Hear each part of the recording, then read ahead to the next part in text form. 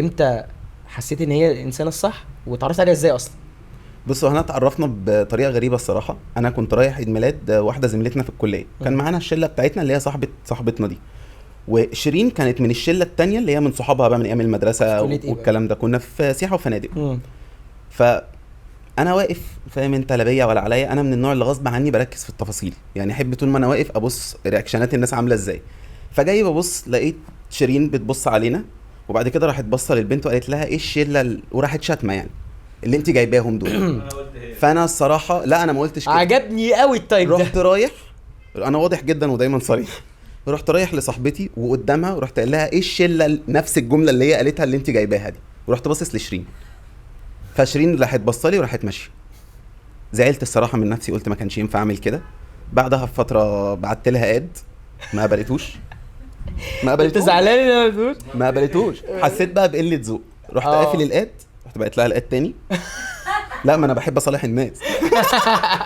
مش حد يزعل مني معلش. قبلته الصراحه. رحت داخل قلت لها ازيك عامله ايه، هاتي رقمك. انا قلت لك انا صريح انا واضح. ضحكت وما ردتش. فرحت رحت ضاحك. هو مش انا اللي من الشله اللي انت بتتكلم؟ ما انا لسه جايلك في الكلام، انا بقول لك انا واضح. رحت ضاحك ورحت قايل لها فين الرقم. قالت لي عايزه ليه، قلت لها هتعرفي ان شاء الله قدام. لا واضح وزنان يعني، انت واضح جدا. ما اديتهوليش برضو مش هينفع. طب هي اديتهولك دلوقتي ولا لا ما اديتهولي بقى، ما انا في بينكم طفله دلوقتي. اديتهولي لما قعدنا، ما هو ده اللي عجبني يعني. حسيت ان هي ايه، مش قصدي هي شيرين من النوع اللي هي عادي بتتعامل مع الناس عادي ومحترمه وكل حاجه، بس اللي هو لا العشم ياخدك تزعل. خلي بالك يا بيه على نفسك. وانا الموضوع ده بيحمسني اكتر، فبقيت تنح شويه. وبعدها بفتره عادي بقى اتقابلنا، يعني قعدنا في كافيه كلنا مع بعضينا، كنا اصحاب واتقابلنا بالصدفه، ولقيتها الصراحه شخصيه سلسه كده وحلوه. مش متصنعه، مش عايشه الدور.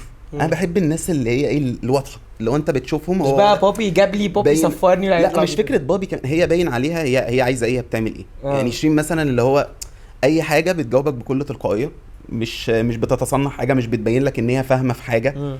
فالموضوع عادي، مش انسان طبيعي يعني، حد بيبقى طبيعي. النوع اللي بقى غريب الايام دي. دي بقى المشكله، ان الناس اللي هي بقت واضحه، او الناس اللي هي العاديه اللي تقول انا مش فاهمه، مش بعرف اتكلم انجليزي مثلا، مش بعرف اتعامل، مش بعرف اكل بشوكه وسكينه، بقت ناس غريبه. الله ينور عليك. يعني دي حاجات مشكله. فانا الموضوع الصراحه يعني عجبني ولقيتها جميله الصراحه وطيبه وكده. بعدها بفتره قلت لها بحبك. بعدها بفتره سيبنا بعض. انا قلت لك انا صريح، انا بنقل لكم بسرعه عشان ايه. بعد قرايه الفاتحه؟ لا كنا لسه ما قريناش. كنا لسه لاحظتوا ان انا بطلع بنزل مره تحميس كده. فسيبنا بعض. حسيت ان انا ما كنتش متظبط الفتره دي الصراحه. بعدها بفتره رجعنا، بس اللي هو رجعنا اللي هو ايه، لا بقى حددي لي ميعاد مع باباكي على طول اروح اقابله. والحمد لله يعني رحت قابلته والدنيا مشت والعين جت.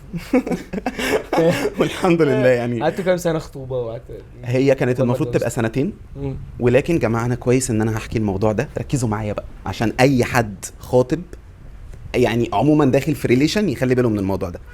انا كنت المفروض الخطوبه تبقى 2. ففي يوم من الايام واحنا خلال السنه الاولانيه بتاعه الخطوبه، والدتي قعدت، كنا عاملين عزومه عندنا في البيت ليهم وكده، ووالدتي معرفش كانت عامله رقاق حاطه فيه ليا زياده، بشره جوز الطيب بطريقه اوفر. المهم ان احنا اكلنا عملنا كلنا كده. عارف انت اللي انت بتريح كده. فخلاص احنا بجد ريح. فلقيت امي مره واحده راحت قايمه كده قالت لهم والله يا جماعه انا فكرت. وانا امي لما تقول يا جماعه انا فكرت، هي ما فكرتش، هي قررت. هي عملت دراسه جدوى، راحت عملت 3 قروض. بص هي ظبطت الدنيا على الاخر، بس هي بتدي لك حته اللي هو ايه، انا فكرت. كنا في شهر 4 فكرت يعني ايه رايكم يتجوزوا في شهر 7 اللي جاي. هو كده باع شقته ومعاه الفلوس اللي هيوضب بيه الشقه دي اللي هي شقتنا ايجار قديم، ياخد الشقه دي يوضبها واحنا نطلع بره في ايجار جديد ويوضبوا الشقه في خلال ال3 شهور دول. فانا قاعد اللي هو حلو الموضوع، بس مين بقى اللي انتوا بتتكلموا عليه يعني؟ مين اللي هيتجوز؟ شيرين مين؟ حلو يعني انتوا طالع عندكم ابن تاني معانا هنا في الشقه جميل حلال عليه حلال. والله بجد كنت قاعد اللي هو مصدوم لدرجه ان انا اول حاجه عملتها قلت لهم بعد اذنكم ثانيه، طلعت كلمت واحد صاحبي احمد عبد الهادي كان في الجيش، قلت له احمد الحق بيقولوا ان انا فرحي كمان 3 شهور. بكلمك بجد احمد الحقني. واحمد عمل تصرف تعال اقبض على ماما. والله عمل تصرف غريب. كلم واحد صاحبنا قال له الحق نديم هيتجوز كمان 3 شهور. فاحنا حجزوا القاعه وظبطوا الدنيا. فهو كلم والله بجد الموضوع كان غريب. جابوا البيت واتجوزته في 3 شهور. حصل. معلش ثانيه واحده باشا انا بقول لك امي فكرت. خلاص مفيش كلام. وهم دلوقتي لحد دلوقتي عايشين في الايجار الجديد وانت قاعد في الايجار القديم دلوقتي وعملتوا الشقه ووضبطوها كل حاجه اتبستفت. بص هو الصراحه هو ربنا كان مسهل. انت ما بتعرفش الدنيا بتمشي ازاي. ممكن المشكله الوحيده اللي واجهتني هو بتاع السيراميك، مش هتكلم عليه. مش هتكلم عليه بجد عشان هو في الاول في الاخر راجل طيب برضو. هو كان راجل طيب. مش هقول غير عليه غير كده، بس انا وهو قدام ربنا بكلمك بجد. لا الصناعيه عموما هو ربنا يكون في عونهم، ناس شقيانه وكل حاجه، بس في مراوح على قلبهم اكتر من الكاستمر سيرفيس. شوف يعني انا مش كاستمر سيرفيس، لا هو مطري عني خالص. جوازي كمان 3 ايام هنعمل الحمام اسمه مش كسرنا فرحك كمان 3 ايام كسرنا الحمام هنعمله في ال3 ايام. استعجل ليه؟ مش هينشف، مش هينشف. لا انت كل حاجه هتنشف وكل حاجه هتتظبط. فلا والله الحمد لله الدنيا مشت وكانت يوم الفرح قالوا ما تدخلش الحمام بقى عشان لسه سقيل. يعني لسه يعني ما تحاولش قوي ان انت تحط ايدك على السيراميك عشان ما يقعش. يعني اللي هو ايه يعني النبي يعني استحموا في الصاله يعني مثلا على باب الحمام كده. يعني يا دوبك كده خرطوم في الصاله بقى في الطراوه. فالموضوع كان الحمد لله ماشي يعني. وكانت تجربه مش لذيذه قوي ان احنا الصراحه نحضر في ال3 شهور، خصوصا ان شين كانت في دنيا تانية خالص. كانت اول مره تكتشف الاونلاين شوبينج تقريبا.